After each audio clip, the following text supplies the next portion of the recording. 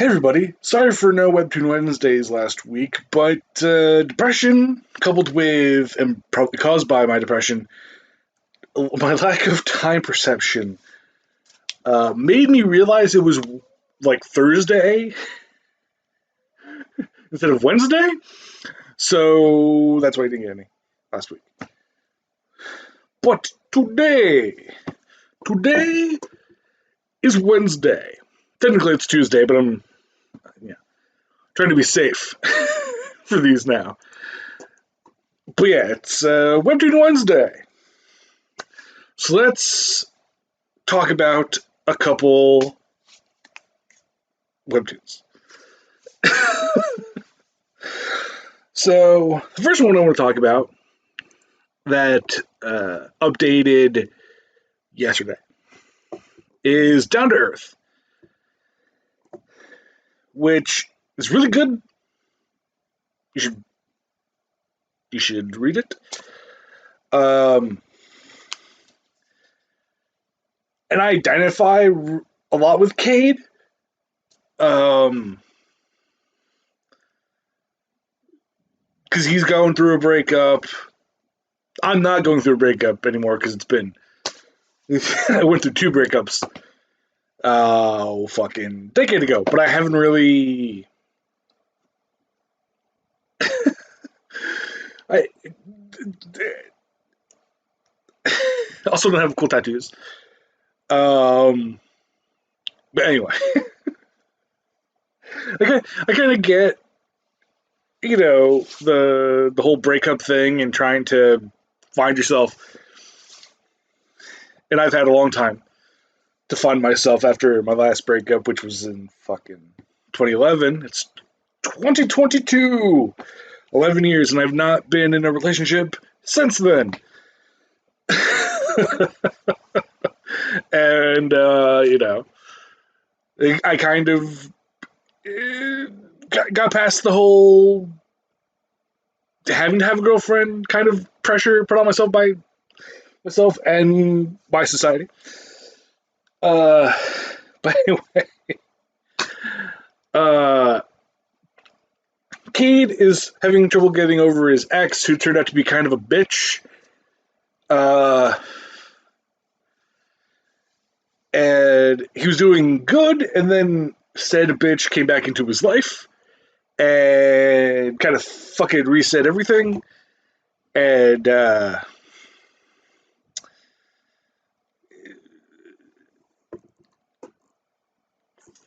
the woman, the alien woman that he is involved in a way. It's the name is Kadia, or Kaida, I do believe.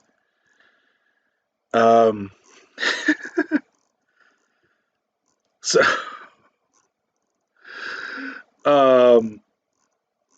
so she's basically a friend of his. He's talking to a friend of his to try and figure out what she should do, and is heavily implied that she's going to go live with a friend of hers to give him more time to maybe kind of unfuck himself. Which is probably the healthiest thing. And I mean, there are other reasons why I kind of sympathize with Cade, because Cade, for the longest time, he and I kind of had the same like problem with intimacy, I guess, where it's like I when someone's when a woman's next to me and I kind of just can't help but hug them. And it's kind of what he goes through in the series. Great, thankfully I don't have that really anymore. But then again, I haven't been in a relationship. I haven't really even been in the same room with a woman in as a friend in fucking forever. So yeah, it's a whole twisted, fucked up thing. And I revealed probably too much about myself. The other one I want to talk about is Finding Fiends. I've talked about this shit so much, but it's fucking amazing. Go read it. Finding Fiends. A dude from Australia in America meets Mothman. It hits him with his car. Mothman loses his memories, and that's the premise. And the funniest thing is, like, so apparently Mothman, who goes by the name Dave, uh, Dave basically, the most recent episode is talking about fairy rings.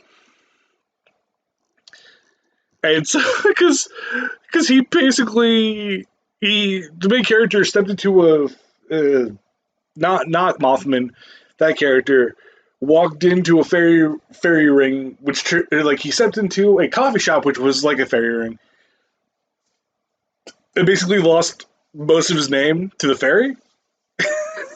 And it's like pretty fucking amazing. And Dave, like, met fairies and kind of treated them like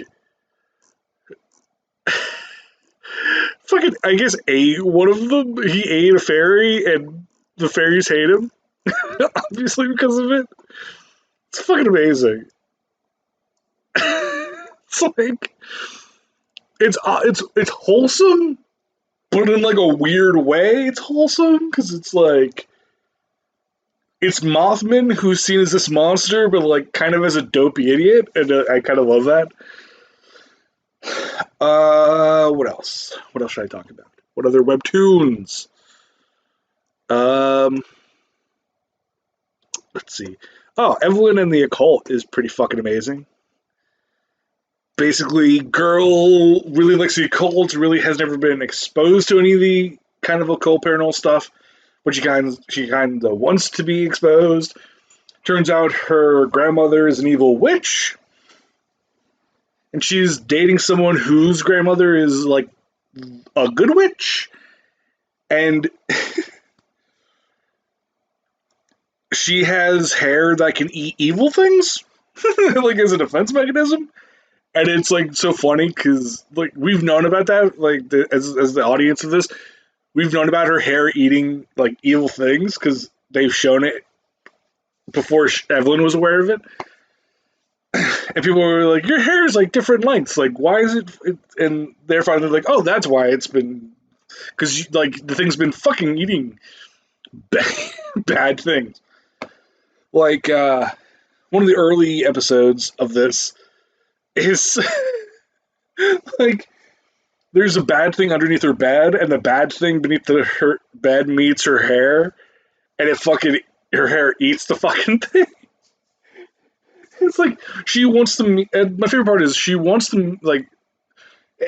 She meets like when she gets a glimpse of the paranormal. You know, she finds out her grandmother's an evil bitch / witch, and all that stuff. But up until like every time she's wanted to encounter things, like her hair has been kind of killing paranormal things to protect her. And I genuinely like Evelyn, and the design from the artiste Ink L Comics. It's like the main character is like this goth chick, but like kind of an interesting take on the goth chick, and it's really interesting. And like her and Leo's relationship, because Leo is her boyfriend, like it's very wholesome, like their relationship. And the final one I'll talk about is Rooftops and Roommates. It has the same kind of like wholesome friendship message. I think I've talked about it before, but Gargoyle really likes humans, but gargoyles aren't supposed to be seen by humans. And so this gargoyle is studying architecture, which is in line with a fucking gargoyle, considering what they do. And then he meets like his his roommate is like this, like the best bro ever, because like he notices things are weird with him, but never like tries to force himself into the equation. Like he asks him, and uh, you know, tries to Jeb tries to like tell him as much as he can, and uh, that kind of stuff. And it's like so amazing. I love Jeb and his roommate. His best friend Todd. Jeb and Todd are like the cutest fucking like friends ever.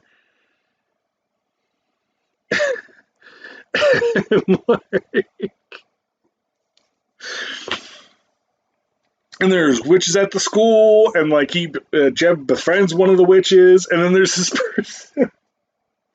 person who's like stalking Jeb because she rightfully assumes that he's like some bonkers creature, like some paranormal being. And she thinks he's a vampire. Like she thought so many different things, and now she thinks he's a vampire because he doesn't like holy water, which holy water would strip away his like glimmer type effect, glimmer thing he does where he appears human. And like it's fucking amazing. And she's got like they recreate my favorite part. My favorite fucking part about this is they actually recreate the that meme from Always Sunny, where I think it was Charlie Day as in characters like has a red. He's looking for fuck that name or whatever. I forgot what the fuck the name of the like what he misinterpreted as a name, but like they recreated that pose with like a pin board in the background, and it's like fucking amazing.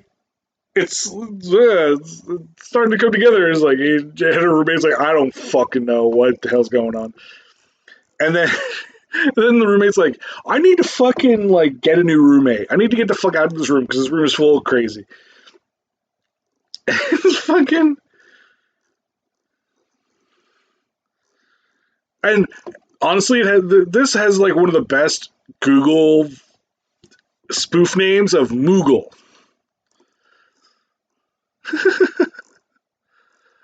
It's like he's a vampire. It's like no, he's not a vampire. You dumb fucking idiot.